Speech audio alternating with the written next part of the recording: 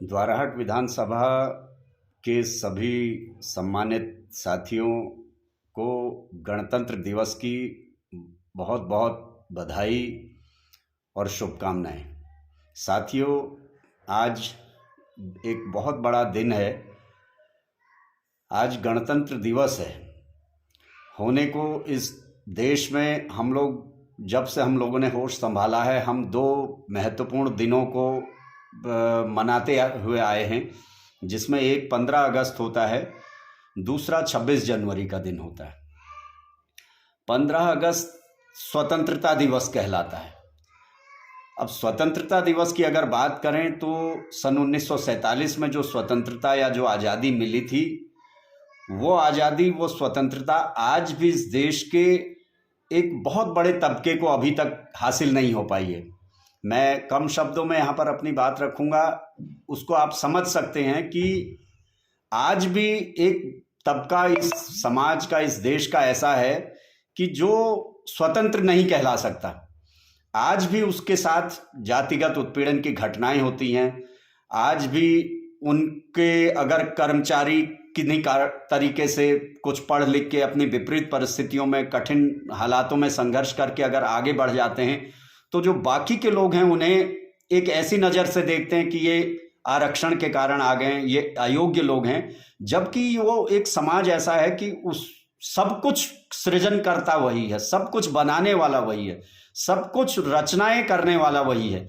लेकिन आज जब वो अन्य तबकों की तरह, भारत का जो संविधान लागू होने के बाद जब अन्य के बराबर खड़ा हो जा रहा है, वो राजनीति में हिस्सेदारी करने लगा है, वो नौकरियों में जाने लगा है, वो डॉक्टर, इंजीनियर, प्रोफेसर, वकील, अन्य तमाम जगह जब जाने लगा है, तो अन्य लोगों को वो पुरानी मानसिकता के कारण वो खटकता है और वो चाहते हैं कि ये हमारे सामने ना आए।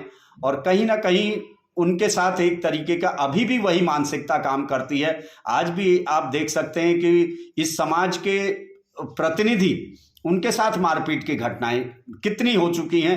मैं उत्तराखंड बनने के बाद ही बता दूं, उत्तराखंड बनने के बाद 2002 में जब सरकार बनी थी, कांग्रेस की सरकार बनी थी, उस समय उसके गंगोलीहाट के विधायक थे नारायण राम, उनके साथ मारपीट की घटना घटी थी।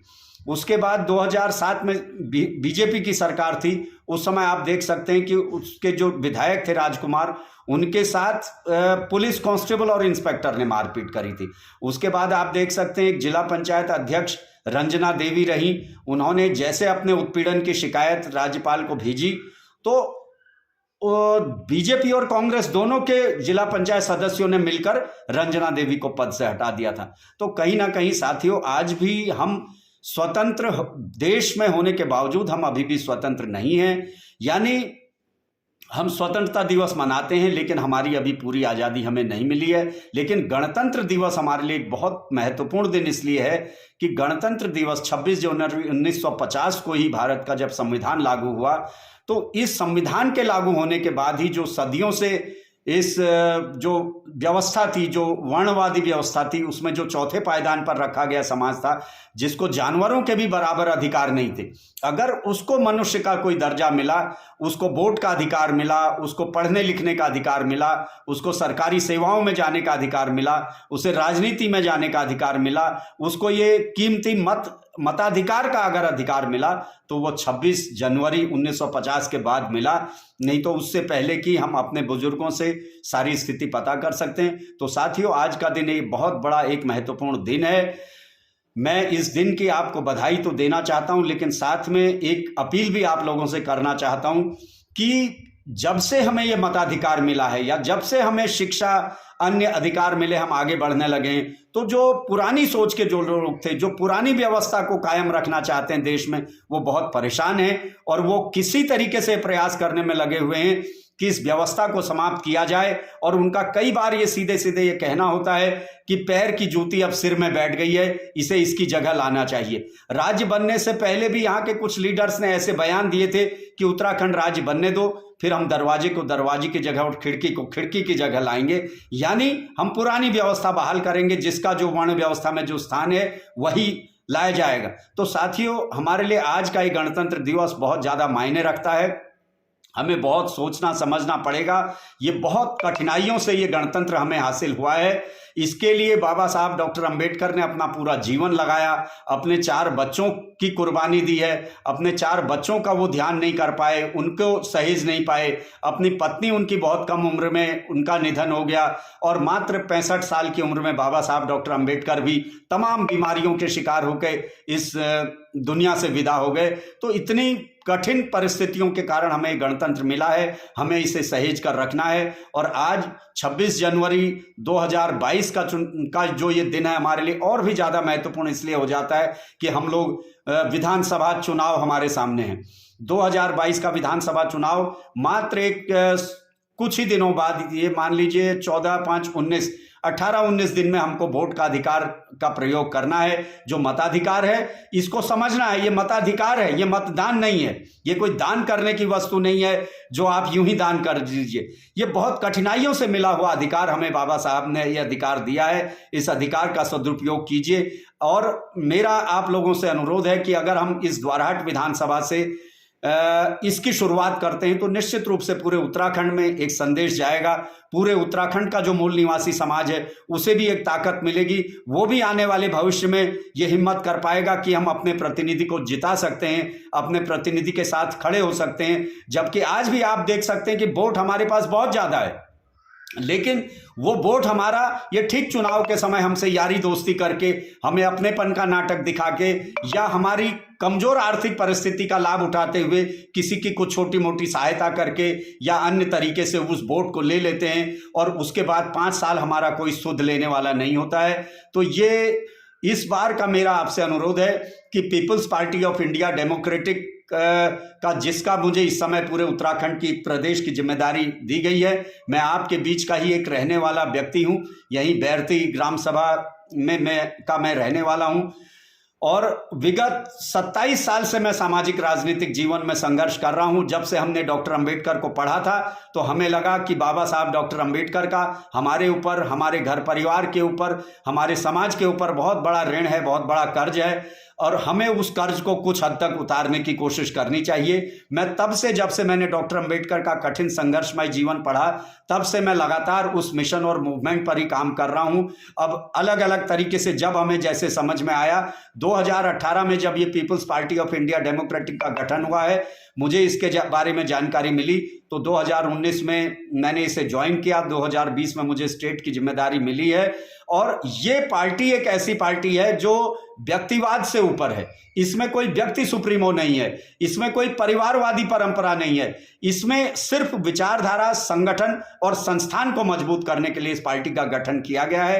तो इस पार्टी ने मेरे आज तक के जो संघर्षों को देखकर, मेरे सामाजिक कार्यों को देखकर, मेरे पास कोई आर्थिक हैसियत नहीं थी, मेरे पास कोई रुपया पैसा घोड़ा गाड़ी नहीं थी, लेकिन उसके बावजूद इस पार्टी ने मुझे उत्तराखंड राज्य का अध्यक्ष बनाया। जबकि अन्य पार्टियों में हम देखते हैं हमारी पूरी जिंदगी गुजर जाती है, हम जिले के अध्यक्ष नहीं बन पाते हैं या ब्लॉक के अध्यक्ष नहीं बन पाते हैं। बहुत मुश्किल से अगर हमें कहीं बनाया जाता है तो अनुसूचित मोर्चों या अनुसूचित प्रकोष्ठों के अलावा हमको पद नहीं दिए जाते हैं। लेकिन ये अपने विचारधारा, बाबा साहब डॉक्टर अंबेडकर और ज्योतिबा फुले साहब की विचारधारा पर आधारित ये पार्टी है। इसने मुझे आपके बीच के एक व्यक्ति को, आपके भाई को, आपके बेटे को इतना बड़ा एक सम्मान दिया है।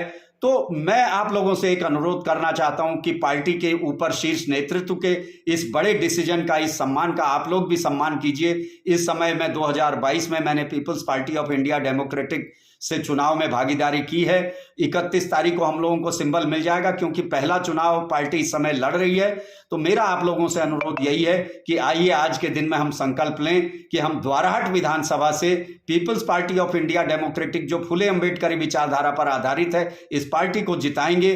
पूरे देश को एक मैसेज देंगे कि आरक्षित सीटों में तो आपने हमारे प्रतिनिधि गुलाम बनाकर रखे हैं, लेकिन हम सामान्य सीट से भी अपनी एकता के दम पर, अपनी जागरूकता के दम पर और अपनी संगठन शक्ति के दम पर अपने प्रतिनिधि को जिता कर दिखाएंगे और विधानसभा में भेजेंगे। तो निश्चित रूप से जब हम यहां से इस पहल की शुरुआत करेंगे तो ये पूरे उत्तराखंड राज्य में जाएगी और उसके बाद जो अभी कुछ अन्य राज्यों में चुनाव आने हैं वहां ये मैसेज जाएगा। उसके बाद जब हमारी ये ताकत बढ़ती जाएगी तो 2024 2024 जो हमारे लिए बहुत निर्णायक है, उसमें भी हम लोग कामयाब होंगे। तभी हम लोग ये गणतंत्र का वास्तविक अर्थ जो सिद्ध हो पाएगा। अन्यथा हम लोग के साथ साथियों बहुत कठिन समय धीरे धीरे आ रहा है। पिछले 7-8 सालों में क्या कुछ घट रहा है ये यहाँ पर बताने का समय नहीं है। आप देख सकते हैं देश भर में अत्याचारों की बाढ़ आई है, और अत्याचारों के बाद जिनके साथ अत्याचार हो रहे हैं उन्हीं के विरुद्ध शिकायतें होके उन्हीं की गिरफ्तारियां हो रही हैं। इससे विभत्स और क्या हो सकता है। हाथरस की उस बच्ची का उदाहरण ले लीजिए जिसके साथ कई लोगों ने दुराचार किया, उसके बाद उसकी हड्डी पसलियां तोड़ दी और उसके बाद प्रशासन ने रातों रात उसे जला दिया। ऐसे अनगिनत उदाहरण हैं। चाहे बागेश्वर का सोहन का चक्की छूने का प्रकरण हो, उसको गर्दन काट दी थी सिर्फ चक्की छू लेने पर। टिहरी का जितेंद्र दास की सिर्फ इसलिए हत्या कर दी थी कि उसने खाना बैठ के साथ खा लिया था। या इधर अभी चंपावत का कांड देख लीजिए जिसमें उस टेलर जो था एक उसकी हत्या कर दी गई थी। एक भोजन माता के हाथ का खाना खाने से मना कर दिया था। और सबसे बड़ा 1980 का कफलटा कांड याद कीजिए जिसमें 14 लोगों को जिंदा जला दिया था। तो साथियों हमारे लिए बाबा साहब द्वारा दी गई एक ये धरोहर गणतंत्र है। इस गणतंत्र के सहारे आज हम कुछ उठ रहे हैं, खड़े हो रहे हैं। कहीं इंसान का दर्जा हमें संविधान में मिला है, लेकिन वो संविधान भी विरोधियों के आंखों में खटक रहा है। तो आइए आज हम संकल्प लें कि बाबा साहब डॉक्टर अंबेडकर की केवल जय जयकार न करके उनके बताए मार्ग पर चलकर, जो बाबा साहब ने कहा था शिक्षित बनो, संगठित रहो और संघर्ष करो। तो आज हम शिक्षित काफी हो गए, लेकिन अभी संगठन शक्ति का हमें परिचय देना है। तो अपनी संगठन शक्ति के दम पर 2022 में यहां से हम पीपीआईडी को जिताएंगे। बाबा साहब डॉक्टर अंबेडकर के कर्ज से कुछ उऋण होने का कुछ प्रयास करेंगे।